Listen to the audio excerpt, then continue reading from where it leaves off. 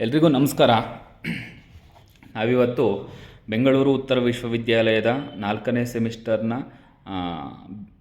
Semester BComನ ಮೊದಲನೇ ಪದ್ಯವಾದಂತಹ ನೀಳಾಂಜನೇಯ ನೃತ್ಯ ಪ್ರಸಂಗ ಅನ್ನುವಂತಹ ಪದ್ಯವನ್ನು ನಾವು ಇವತ್ತು ನೋಡ್ತಾ ಹೋಗೋಣ. ಅದರ ಜೊತೆಗೆ ಈ ಒಂದು ಪದ್ಯದ ಕವಿಯಾದಂತಹ ಆದಿಕವಿ ಪಂಪನ ಒಂದು ಕವಿ ಪರಿಚಯವನ್ನು ಕೂಡ ನಾವು ಇವತ್ತು ನೋಡ್ತಾ ಹೋಗೋಣ. ಮೊದಲಿಗೆ ಈ ಒಂದು ಆದಿಕವಿ ಪಂಪ ಸುಮಾರು 10ನೇ ಶತಮಾನದಲ್ಲಿ ಈತ ಜೀವಿಸ್ತಾ ಹೋಗ್ತಾನೆ. ಅಂದರೆ ನಾವು ಶತಮಾನಗಳನ್ನು ನೆನ್ಪಿಟ್ಕೊಳೋದಕ್ಕಿಂತ ಮುಂಚೆ ಒಂದು ಸ್ವಲ್ಪ ಅರ್ಥ ಮಾಡ್ಕೋಬೇಕು, ಯಾರು ಯಾವ ಶತಮಾನದಲ್ಲಿ ಬರ್ತಾರೆ, ಯಾವ ಕವಿ ಯಾವ ಶತಮಾನದಲ್ಲಿ ಬರ್ತಾನೆ ಅನ್ನೋದು ತುಂಬ ಇಂಪಾರ್ಟೆಂಟ್ ಆಗುತ್ತೆ. ಒಂದು ಮೈಲಿಗಲ್ಲು ಅಂತ ನೋಡೋದಾದರೆ ನಾವು ವಚನಕಾರನನ್ನು ನಾವು ತೊಗೋಬೋದು. ಹೇಗೆ ಅಂತಂದರೆ 12ನೇ ಶತಮಾನದಲ್ಲಿ ವಚನಕಾರರು ಬರ್ತಾರೆ.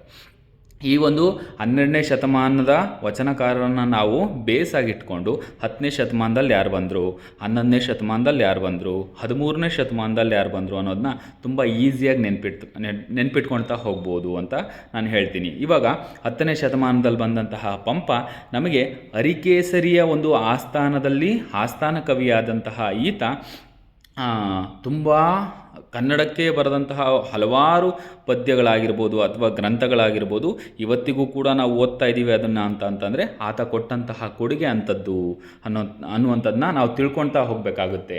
ಅದ್ರ ಜೊತೆಗೆ ಅವನಿಗೆ ಆದಿಕವಿ ಅಂತಲೂ ಕೂಡ ಕರಿತಾ ಹೋಗ್ತೀವಿ. ಅವನ ಒಂದು 2 ಮಹಾಕಾವ್ಯಗಳನ್ನು ನಾವು ನೋಡೋದಾದರೆ, ಒಂದು ವಿಕ್ರಮಾರ್ಜುನ ವಿಜಯ, ಮತ್ತೊಂದು ಆದಿಪುರಾಣ ಅನ್ನುವಂಥದ್ದು ನಮಗೆ ಧಾರ್ಮಿಕವಾಗಿ ಅಥವಾ ಆ ಧರ್ಮದ ಕುರಿತಾಗಿ ಹೇಳೋದಾದರೆ, ಇನ್ನು ನಮಗೆ ವಿಕ್ರಮಾರ್ಜುನ ವಿಜಯ ಲೌಕಿಕ ಒಂದು ಜೀವನದ ಬಗ್ಗೆ ಹೇಳ್ತಾ ಹೋಗುತ್ತೆ. ಈ ಒಂದು ಆದಿಪುರಾಣದಲ್ಲೇ ಈ ಒಂದು ನೀಳಾಂಜನೇಯ ನೃತ್ಯ ಪ್ರಸಂಗ ಅನ್ನುವಂತಹ ಒಂದು ಪದ್ಯ ನಮಗೆ ಬರ್ತಾ ಹೋಗುತ್ತೆ ಅನ್ನೋದನ್ನ ಹೇಳ್ತಾ ಹೋಗ್ಬೋದು. ಅದರ ಜೊತೆಗೆ ನಾವು ಅರ್ಥ ಮಾಡ್ಕೋಬೇಕಾಗಿರೋದೇನು ಅಂತಂದರೆ, ಇಲ್ಲಿ ನೀಳಾಂಜನೇಯ ನೃತ್ಯ ಪ್ರಸಂಗ ಮೊದಲಿಗೆ ಪಂಪ ಒಬ್ಬ ಜೈನ ಕವಿಯಾಗಿದ್ದು ಫಸ್ಟಿಗೆ ನಾವು ಅರ್ಥ ಮಾಡ್ಕೋಬೇಕಾರೋದು ಅದು. ಏಕೆಂತಂತಂದರೆ ಜೈನ ಒಂದು ಧರ್ಮದ ಒಂದು ಹಲವಾರು ವಿಧಿವಿಧಾನಗಳನ್ನು ಈತ ತನ್ನ ಒಂದು ಪದ್ಯದಲ್ಲೂ ಕೂಡ ಇಡ್ತಾ ಹೋಗ್ತಾನೆ ಅಥವಾ ಬರಿತಾ ಹೋಗ್ತಾನೆ, ಅದನ್ನು ಎಕ್ಸ್ಪ್ಲೇನ್ ಮಾಡ್ತಾ ಹೋಗ್ತಾನೆ, ಅದನ್ನು ತಿಳಿಸ್ತಾ ಹೋಗ್ತಾನೆ. ನಮಗೆ ಅದನ್ನು ಅರ್ಥ ಮಾಡ್ಕೊಳ್ತಾ ನಾವೇನು ಮಾಡಬೇಕಾಗುತ್ತೆ, ಈ ಪದ್ಯಗಳನ್ನು, ಅದು ಪಂಪನ ಪದ್ಯಗಳನ್ನು ನಾವು ಓದ್ತಾ ಹೋಗಬೇಕಾಗುತ್ತೆ. 10ನೇ ಶತಮಾನದಲ್ಲಿ ಬಂದಂತಹ ಹಲವಾರು ನಮಗೆ ಕವಿಗಳು ಸಿಗೋದಾದರೂ ಕೂಡ ಆ ಕವಿಗಳೆಲ್ಲರೂ ಕೂಡ ಜೈನ ಧರ್ಮದವರೇ ಆಗಿದ್ದಾರೆ. ಅದು ನಾವು ತುಂಬ ಇಂಪಾರ್ಟೆಂಟು. ಉದಾಹರಣೆ ಪಂಪ ಆಗಿರ್ಬೋದು, ರನ್ನ ಆಗಿರ್ಬೋದು, ಜನ್ನ ಆಗಿರ್ಬೋದು, ಇವರೆಲ್ಲರೂ ಕೂಡ ನಮಗೆ ಈ ಒಂದು ಜೈನ ಧರ್ಮದ ಒಂದು ಕವಿಗಳಾಗಿ ಕಾಣಿಸ್ಕೊಳ್ತಾ ಹೋಗ್ತಾರೆ ನಮಗೆ ಅನ್ನೋದನ್ನ ತಿಳ್ಕೊಬೇಕು. ಇನ್ನು ನಾವು ಈ ಪದ್ಯಕ್ಕೆ ಬರೋದಾದರೆ, ಪದ್ಯದಲ್ಲಿ ಮುಖ್ಯ ವಿಶೇಷತೆ ನಮಗೆ ಕಾಣಿಸೋದೇನು ಅಂತಂದರೆ ನೀಳಾಂಜನೆ ಅನ್ನುವಂತಹ ನೃತ್ಯಗಾತಿ. ಮೊದಲು ಅರ್ಥ ಮಾಡ್ಕೋಬೇಕು, ನೀಲಾಂಜನೆ ಅನ್ನುವಂತಹ ನೃತ್ಯಗಾತಿ ಇರ್ತಾಳೆ. ಅದರ ಜೊತೆಗೆ ಋಷಭನಾಥ ಅಥವಾ ಆದಿನಾಥ ಅನ್ನುವಂತಹ ಒಬ್ಬ ರಾಜ ಇರ್ತಾನೆ. ಅದರ ಜೊತೆಗೆ ಇಂದ್ರದೇವ ಇಲ್ಲಿ ಬರ್ತಾನೆ. ಈ ಒಂದು 3-4 ಕ್ಯಾರೆಕ್ಟರ್ಸ್ ಇಲ್ಲಿ ಬರ್ತಾ ಹೋಗ್ತವೆ. ಇಲ್ಲಿ ಮೊದಲಿಗೆ ಇಂದ್ರನಿಗೆ ಈ ಒಂದು ಆದಿದೇವನನ್ನು ಹೇಗಾದರೂ ಮಾಡಿ, ಯಾರು ಈ ಆದಿದೇವ, ನೀವು ಕನ್ಫ್ಯೂಸ್ ಆಗ್ಬೋದು. ಆದಿದೇವ ಯಾರು ಮೊದಲಿಗೆ? ಯಾಕೆಂತಂದರೆ ನಾವು ಪದ್ಯ ಓದೋದಕ್ಕಿಂತ ಮುಂಚೆ ಅದರ ಹಿನ್ನೆಲೆಯನ್ನು ತಿಳ್ಕೊಳ್ತಾ ಹೋದರೆ ತುಂಬ ಒಳ್ಳೆಯದಾಗುತ್ತೆ. ಯಾಕೆಂತಂದರೆ ಆದಿದೇವನ ಬಗ್ಗೆ ನಮಗೆ ಯಾವುದೇ ಇನ್ಫಾರ್ಮೇಷನ್ ಇಲ್ಲ ಅಂತಂತಂದರೆ ನಮಗೆ ಅರ್ಥ ಆಗೋದಿಲ್ಲ. ಆದಿದೇವ ಯಾವ ರೀತಿಯವನು, ಯಾವ ರಾಜ ಅನ್ನೋದನ್ನ ನಮಗೆ ಕ್ಲೀನಾಗಿ ಅರ್ಥ ಆಗೋದಿಲ್ಲ. ಅದಕ್ಕೋಸ್ಕರ ಮೊದಲು ಅರ್ಥ ಮಾಡ್ಕೋಬೇಕಾರೋದೇನು ಅಂತಂದರೆ ಆದಿದೇವ ಯಾರು. ನಿಮಗೆಲ್ಲರಿಗೂ ಕೂಡ ಬಾಹುಬಲಿ ಗೊತ್ತೇ ಇರುತ್ತೆ. ಬಾಹುಬಲಿ ಅಂತಂದರೆ ಬಾಹುಬಲಿ ಫಿಲಮ್ ಬಗ್ಗೆ ಹೇಳ್ತಾ ಇಲ್ಲ ನಾನಿಲ್ಲಿ. ಬಾಹುಬಲಿ ಅಂತಂದರೆ ಭರತ ಮತ್ತು ಬಾಹುಬಲಿ ಅನ್ನುವಂತಹ ಇಬ್ಬರು ಸೋದರರು ನಿಮಗೆ ಗೊತ್ತಿರುತ್ತೆ. ಉದಾಹರಣೆ ಗೊಮ್ಮಟೇಶ್ವರನ ನೋಡಿದ್ದೀರಲ್ಲ ನೀವು, ಆ ಗೊಮ್ಮಟೇಶ್ವರನನ್ನೇ ನಾವು ಬಾಹುಬಲಿ ಅಂತ ಕರಿತೀವಿ. ಭರತ ಅವರ ಅಣ್ಣ ಆಗಿರ್ತಾನೆ. ಅವರ ತಂದೆ ಈ ಒಂದು ಆದಿನಾಥ ಅಥವಾ ಋಷಭನಾಥ. ಈ ಒಂದು ರಾಜನಿಗೆ, ಅಂದರೆ ಆ ಒಂದು ಋಷಭನಾಥ ಅನ್ನುವಂತಹ ರಾಜನಿಗೆ ಹೇಗಾದರೂ ಮಾಡಿ ವೈರಾಗ್ಯವನ್ನು ಉಂಟು ಮಾಡಬೇಕು ಅಂಥೇಳಿ ಇವಾಗ ಪದ್ಯಕ್ಕೆ ಬರೋಣ. ಹೇಗಾದರೂ ಮಾಡಿ ವೈರಾಗ್ಯ ವೈರಾಗ್ಯ ಅಂದರೆ ಏನು, ಇವನು ಸನ್ಯಾಸತ್ವಕ್ಕೆ ಹೋಗಲಿ ಅನ್ನುವಂತಹ ಬಯಕೆಯಿಂದ ಇಂದ್ರದೇವ ಏನು ಮಾಡ್ತಾನೆ, ಇವನಿಗೆ ಅವನ ಆಸ್ಥಾನದಲ್ಲಿ ಒಂದು ನೃತ್ಯದ ಒಂದು ಪ್ರದರ್ಶನನ ಇಡ್ತಾ ಹೋಗ್ತಾನೆ.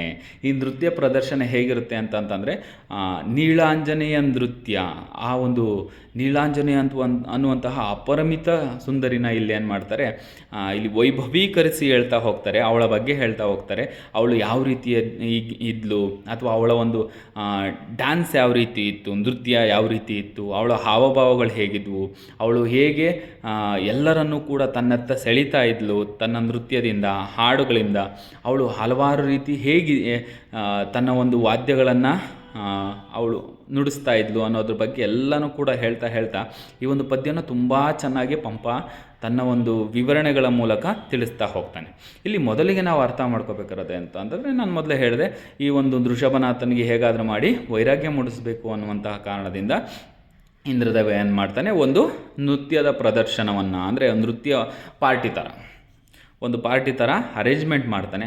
ಆ ಒಂದು ನೃತ್ಯದ ಒಂದು ಇದರಲ್ಲಿ ನೀಲಾಂಜನಿ ಅನ್ನುವಂತಹ ನೃತ್ಯಗಾತಿ ಅಲ್ಲಿ ಬಂದು ಡ್ಯಾನ್ಸ್ ಮಾಡಬೇಕಾಗುತ್ತೆ. ಆ ಒಂದು ನೃತ್ಯಕ್ಕೆ ಋಷಭನಾಥ ಏನು ಮಾಡ್ತಾನೆ, ಗೆಸ್ಟಾಗಿ ಈ ಒಂದು ಇಂದ್ರನ ಸಭೆಗೆ ಬರ್ತಾನೆ. ಬಂದಾಗ ಅವನಿಗೆ ತುಂಬ ಆತ್ಮೀಯವಾದಂತಹ ಸ್ವಾಗತವನ್ನು ಇಂದ್ರವನ್ನು ಕೋರ್ತಾನೆ. ಅದ್ರ ಜೊತೆಗೆ ಅವನನ್ನು ಕರ್ಕೊಂಡೋಗಿ ಒಂದು ಆಸ್ಥಾನದಲ್ಲಿ ಕೂರಿಸಿ ನೃತ್ಯದ ಒಂದು ಸಭೆನ ಪ್ರಾರಂಭ ಮಾಡ್ತಾನೆ. ಇಲ್ಲಿಗೆ ನಾವು ನೀಲಾಂಜನೇಯ ನೃತ್ಯ ಪ್ರಸಂಗ ಅನ್ನುವಂತಹ ಪದ್ಯದ ಮೊದಲನೇ ಭಾಗವನ್ನು ನಾವು ಮುಗಿಸೋಣ. ಮುಂದಿನ ತರಗತಿನ ನಾವು ನೆಕ್ಸ್ಟ್ ಭಾಗದಲ್ಲಿ, ಅಂದರೆ 2ನೇ ಭಾಗದಲ್ಲಿ ನೀಲಾಂಜನೇಯ ನೃತ್ಯ ಭಾಗವನ್ನು ನಾವು ನೋಡೋಣ ಅಂತ ಹೇಳಿ ಈ ಒಂದು ಕ್ಲಾಸ್ನ ಮುಗಿಸ್ತೀನಿ. ಎಲ್ಲರಿಗೂ ಧನ್ಯವಾದಗಳು.